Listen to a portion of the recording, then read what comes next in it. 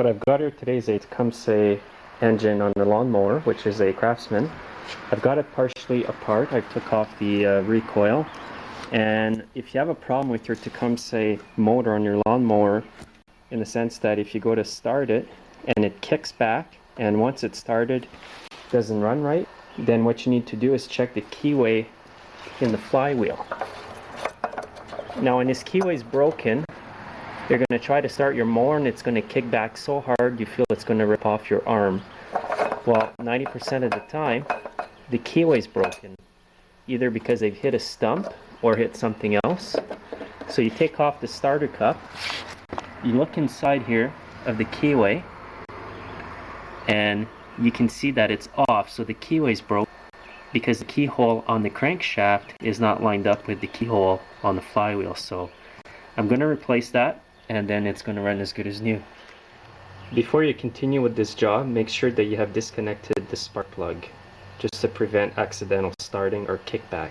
When you do this job, you don't need to separate the recoil from the housing. You can leave the recoil on the housing and just take off these two bolts here, which are 5/16. And there's two bolts at the back over here and there, which are 3/8, and then the whole thing's going to come off. And don't forget to take off the 5/16 bolt that holds the oil filler tube to the cowling.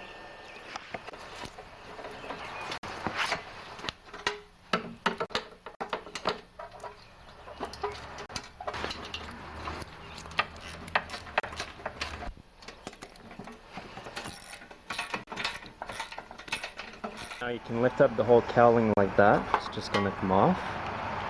I had the recoil off because I had to fix it, so usually you would just leave the whole cowling with the recoil and the cord just hanging there on the mower. What you need to do this job is a puller like this. It's going to have 3 holes. It's a flywheel puller, and that's what I use. And you're going to need 3 1/4-inch bolts by approximately 2 to 3 inches long. You need to line up the 3 bolts on the puller to the 3 holes here. You're going to notice that there's no threads in there, but it's kind of a self-tapping hole. So just line up the bolts and grab your 7/16 ratchet and just force it in there. It's going to make its own threads. You want to screw in each bolt as far as you can.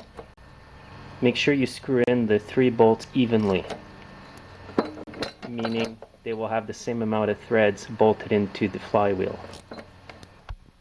You're going to have to put some pressure down on the bolts to get them in there. So I put in the 3 bolts at approximately the same amount of threads. Now what you need to do is put the center part of the puller into the hole on the crankshaft, then tighten it up by hand so that it comes even with the bolts.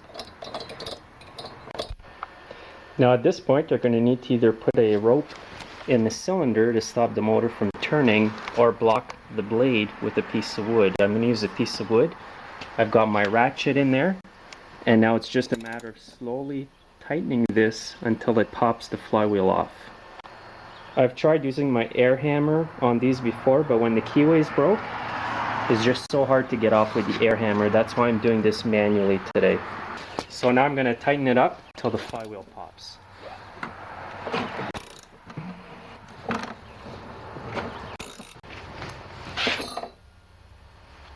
So now we can look at the damage. You can see that the keyway is sheared a bit.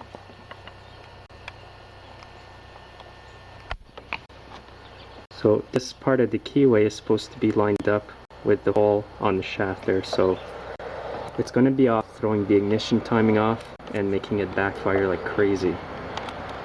Another sign of having a broken keyway is a lot of excessive motor oil on the engine. What it does is it throws the pressure in the crankcase off, and somehow the whole lawnmower gets coated with oil. To get the old keyway off, you can just use a flat screwdriver and tap it out. Here's the old keyway. You can see it's all bent out of shape. This is what the new keyway is supposed to look like.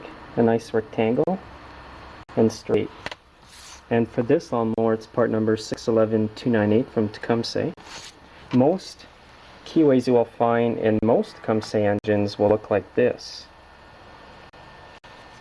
shaped differently. And that one's made of aluminum or something like that. This one's made out of steel, so he must have hit something really hard for this keyway to bend like that. So now I'm just going to start reassembling this whole thing. Start by inserting your keyway into the hole, like that. Now just remember that it's better if you put a pair of vice grips to lock the back handle so the brake isn't on. Reason for that is because it's going to be very hard to insert the flywheel, because this brake here is going to be out, making it hard to put the flywheel back on.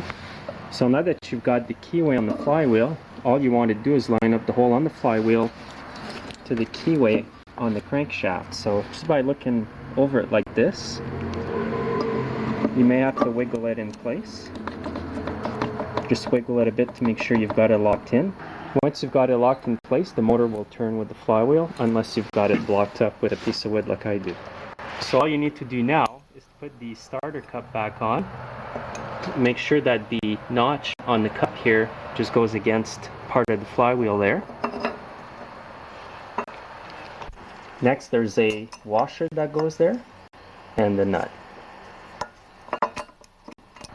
The socket size for that is 3/4 inch, and now make sure you've got either the blade jammed up or a rope in the cylinder to stop the motor from turning, and tighten up the nut there.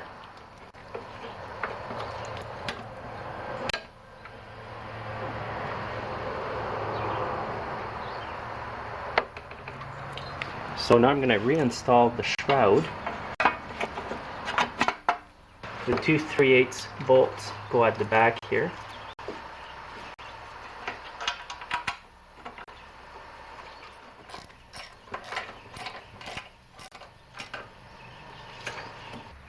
Don't forget the little 5/16 bolt that holds the oil filler tube, and when you put it on, push the filler tube down a bit so that it gets screwed on tight on the crankcase.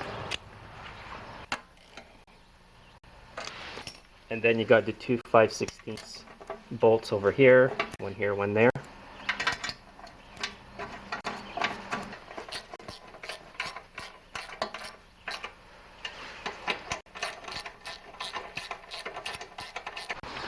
If you've taken off the recoil part here, which you do not need to do, like I said earlier, to do this job, there's just little 1/4 inch bolts that hold the recoil, and you just line them up down here. Then you can clip on your fuel tank into these two grooves on the cowling here. Just push down.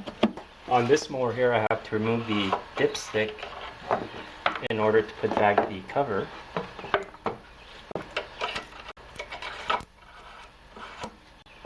And all that's left to put on this one are bolts like this. They go on top here, and they're all a 1/4 inch head. Don't over tighten these because they strip really easy.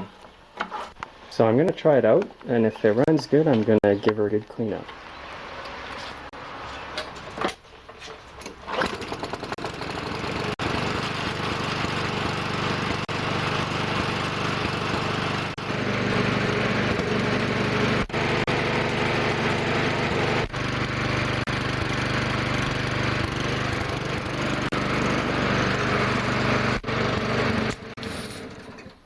So she runs good, started the first pull, and I'll give it a good cleanup now. So I just scrubbed it with some dish soap and a brush, and she looks as good as new again. So she's ready to go.